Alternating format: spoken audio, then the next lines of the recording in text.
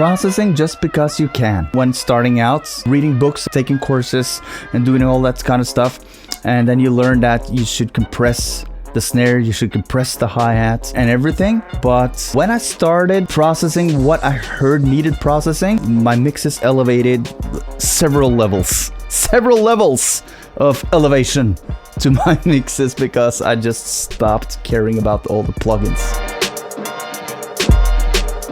And this next one ties a bit into the previous one, and that's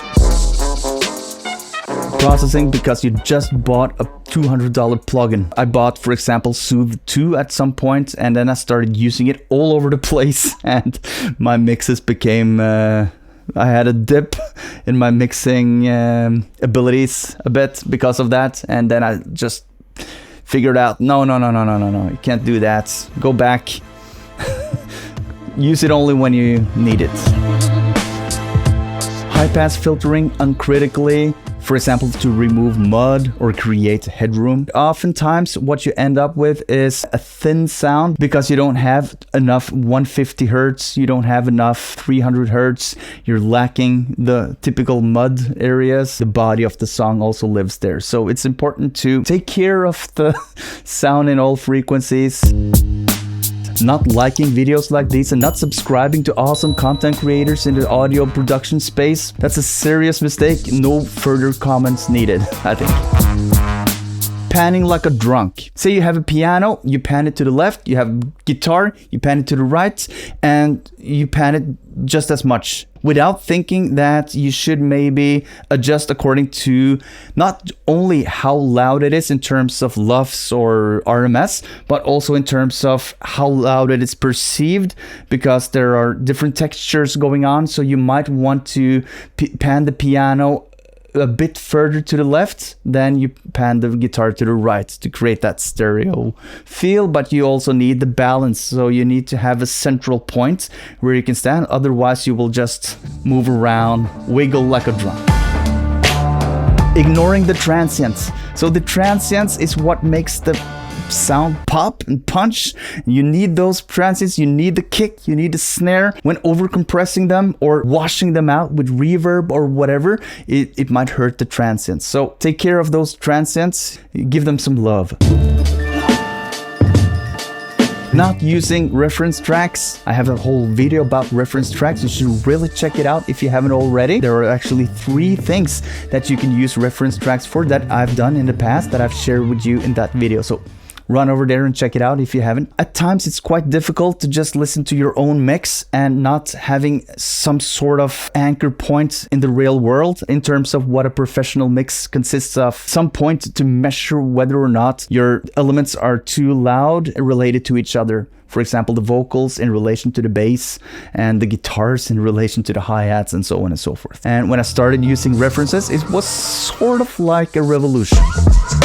Not automating. Automation is a bit intimidating because there are so much going on with different parameters, and then you have the pencil tool and then you draw and the automation and what are you doing, why are you doing it. That has really held me back from automating, but at one point, I just jumped into it. I started automating everything, and then I had to back down on the automation. It was too much, but when automating, you get a more interesting sounding song. You shift the focus on different elements as the song progresses. So, for example, you automate the volume, you increase and decrease as of where in the song you're at. For example, right before the chorus, you just decrease everything a bit, and then when the chorus hits, it has a lot more impact because there's a slight difference in volume. And you can also do this with filters, EQ filters. You can do it with reverb, compression settings. For example, you can increase the threshold of a compressor when a certain thing happens in a mix, or you can remove the reverb when the beat stops and the rapper is saying something like really clever. You can take away the reverb to really grab some attention of the listener. There are many things you can do with automation. I have a whole video about it at some point there, so check it out.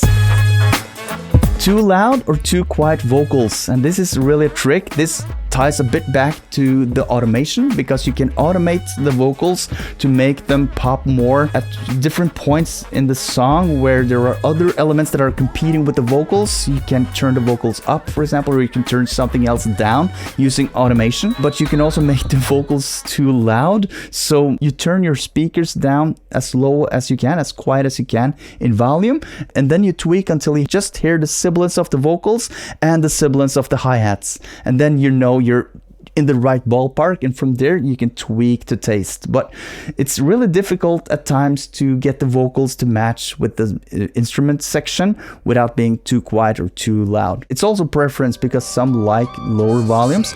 I like the vocals to stand out and be intelligible and at the main focus of the mix. Too loud hi-hats, especially in relation to the kick and the snare. This is a typical thing that I have done a lot of times. The hi-hat drives the energy a lot, and then I just want to crank them up a bit, but then the snare and the kick disappears and everything becomes weak sounding. So turning the hi-hats down. Another trick is to compress the hi-hats using sidechain compression with the kick and the snare as the inserts. You have two compressors below each other. The first one is from the kick, and the other one is for the snare. And then whenever the kick hits, the hi-hat is ducked, and then it pulls itself back up, and then comes the snares, boom, it gets ducked again, and then it pulls itself back up, and it sounds a lot better. It's more movement to the drums that way.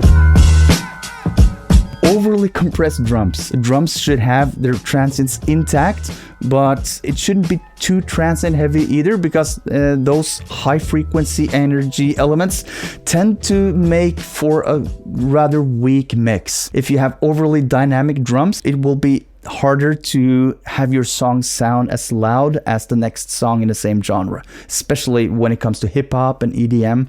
It's a balancing act between compressing and leaving the transients be. If a slower attack is preferred, to have the transients remain more intact, but also using clippers. Now let me know in the comments which of these tips were most helpful to you. I would love to know, because sharing in the comments is caring in abundance. Peace out.